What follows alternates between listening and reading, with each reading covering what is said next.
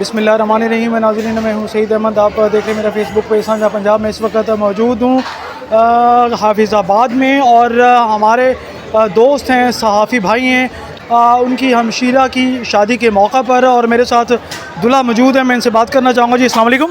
وعلیکم السلام. سر کیا نام ہے آپ کا؟ میرا دل عتیق. اچھا، عام طور پہ کہا جاتا ہے کہ شادی ایک ایسا لڈو ہے جو کھائے وہ بھی پچھتائے، جو نہ کھائے وہ بھی پچھتائے. آپ کا اس بارے میں کیا خیال ہے؟ صحیح ہے. صحیح ہے.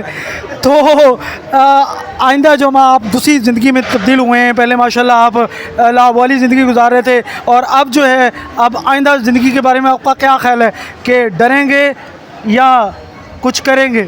کریں گے کچھ.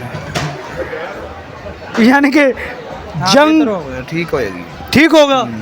اور ماشاءاللہ اللہ تعالیٰ آپ کو جو ہے نا یہ شادی ہماری طرف سے، سوشل میڈیا پرسن کی طرف سے مبارک ہو. اور آئندہ جو آنے والے جو نوجوان ہیں ان کو آپ کیا پیغام دینا چاہیں گے اپنی شادی کے حوالے سے، کہ شادی وہ جلد سے جلد کر لیں یا تھوڑا ڈیلے کریں؟ جلد سے جلد کر لیں. جلد سے جلد کر لیں. ہاں جی. جی میرے ساتھ موجود ہیں جی ہمارے صحافی بھائی جناب محترم عزت مآب معظم بشیر صاحب.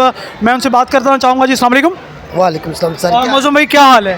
ٹھیک ٹھاک سر، کرم شکر ہے. سب سے پہلے تو میں آپ کو مبارکباد پیش کرتا ہوں کہ ماشاءاللہ آپ اپنی ہمشیرہ کی جو شادی ہے اس فرض سے جو ہے نا آپ فارغ ہوئے ہیں. اللہ تعالیٰ ان کے نصیب اچھے کرے. اس حوالے سے آپ اور بہنوں کے بھائیوں کو کیا پیغام دینا چاہیں گے؟ میں سب کو یہ پیغام دینا چاہتا ہوں، جن کی بیٹیاں بہنیں رہتی ہیں وہ جلدی سے جلدی ان کی شادی کر دیں، اپنے فرض ادا کر لیں. جی بہت شکریہ، تھینک یو ویری مچ.